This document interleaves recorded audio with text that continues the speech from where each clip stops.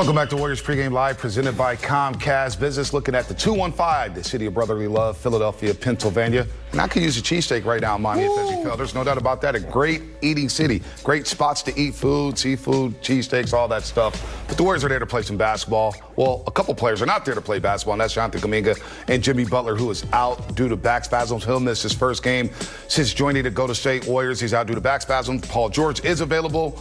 But you see Joel Embiid right there. He is out for the season. Eric Gordon also out, the longtime veteran out of the University of Indiana, or Indiana University, I should say. And rookie Jared McCain, he is out for the year as well. So the Warriors are shorthanded, the Sixers are shorthanded, but the Warriors are looking to keep the good times rolling. Fezzi Fell seeking their first 6-game win streak of the season. Absolutely. Right now, the Warriors they've been riding this momentum really high right now. Jimmy Butler has joined the roster, and you've seen a swagger change. Defensively, the Warriors are getting out. They're pressuring teams. They're putting them on their heels, getting steals, running out on offense, and they're getting into the paint, scoring, shooting free throws. Butler, they went from the worst shooting free throw team before Jimmy Butler got here to now being the #1 free throw percentage in the NBA. What kind of change is that? That's a different momentum. That's a different swagger. That's a different confidence the Warriors have right now. And you've not only seen that with the bench, who have been playing extremely well with Jimmy Butler in the lineup, you've seen that with Steph. The ability to rest him, give him a break. During those times that he's resting, the bench is playing extremely well. Steph can come back, calculate, watch the game, see how it's being played, and then dissect the other team. You saw that last game, 22 points in the third quarter. Steph has been phenomenal all year long, but at this stretch right now, he understands that this team now has a chance to make it to the playoffs. And when Steph has that chance, it has that look in his eyes, it's a very dangerous thing for other teams. Yeah, you know, we've seen Steph do this for a number of years now, but in that game the other night, you know what happened is, like, he saw the way that was going in the first half. Nobody got much going. Jimmy couldn't make a shot. Moses couldn't make a shot. Brandon was struggling. He was minus 19 in the first half, I think. Draymond couldn't do anything. And Steph was like, okay. Put on the S, put on the cape, go to work, and he did. And he carried them to victory. Like Draymond said, we were reeling. He needed him to do that.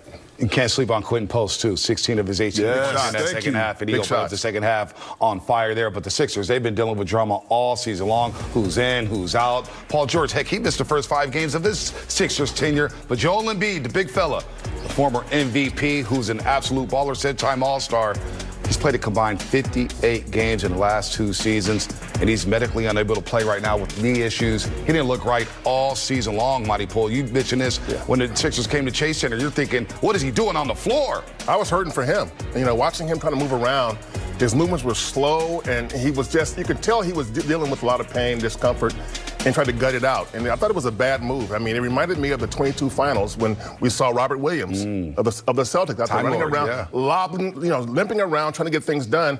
And you can only be so good when you're playing that hurt. And I admire him for being courageous enough to try it, but it didn't work out. And I think the best move for him right now is to shut it down and get better as soon as you can. A healthy Joel Embiid is scary. Yeah. He is probably one of the most talented players in the NBA when he's fully healthy. This is a former MVP we're talking about.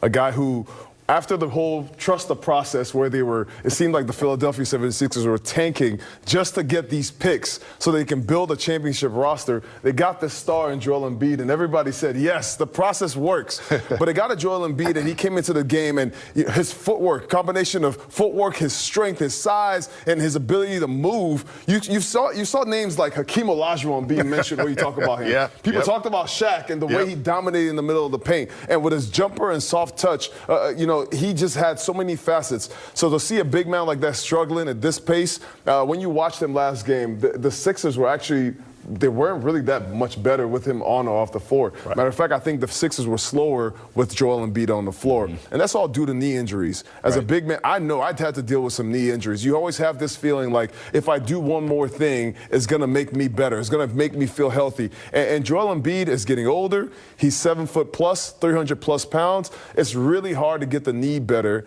when you're having those issues, when you're that big and you move the way you do. So for him, I'm hoping that he gets better and he's able, because just as a fan, I'm excited to see Joel Embiid on the floor. But right now, the Philadelphia 76ers have to try to figure out a way to play without Joel Embiid. Just 20-38 on the season. The Philadelphia 76ers and Joel Embiid played in just 19 games this season. But there's another player on that roster that's getting a lot of ridicule out there in Philadelphia, and that's Paul George, a former Clipper, has welcomed in the great KB, Garrett Burke, at Petaluma's finest, Dalton Johnson and KB. I just wondered, did the Warriors dodge a bullet last offseason by not acquiring Paul George? I don't know if it was dodging a bullet, but you can always see these forks in the road. And remember, on his podcast, he said it was a real thing that was close to being done. But yeah, I mean, what would have happened if the Warriors had gotten Paul George or Lauri Markkanen, or what would have happened if D'Anthony Melton didn't tear his ACL? You can go down all of these forks in the road, and you never know how a player's season is going to be. All of that said, what do you think about the Warriors being, getting Jimmy Butler, the player they needed now in this moment, and watching Paul George, play in Philadelphia? Okay, let's play a game I like to call Crisis Averted. That's how I see it right now with Paul George this season. The Warriors' plan A was a sign and trade with the Clippers bringing in Paul George for this season. It made sense as far as his age, his skill set with Steph Curry, with Draymond Green. But we know you bring in Paul George, that deal starts with losing Andrew Wiggins. Straight up, Andrew Wiggins has been a better player this season than Paul George. And he was, of course, the main ingredient in bringing Jimmy Butler from the Miami Heat. There's been different reports about Brandon Podziemski, about Jonathan Kuminga in that deal. But Moses Moody, he would have been part of that deal. And you look at Moses Moody now, he's 12 years younger than Paul George. His three-point percentage is 3.2% better than PG this season. Per 36 minutes, points are right there, all while being nearly $38 million cheaper. So Mike Dunleavy, he's in his Matrix era, dodging that contract like he's Neo right now. Sometimes the best move is no move, mixed in with a little bit of luck, too. So, yes, in my eyes, crisis averted at the end of the day right now. Okay, you're maybe more direct than I was.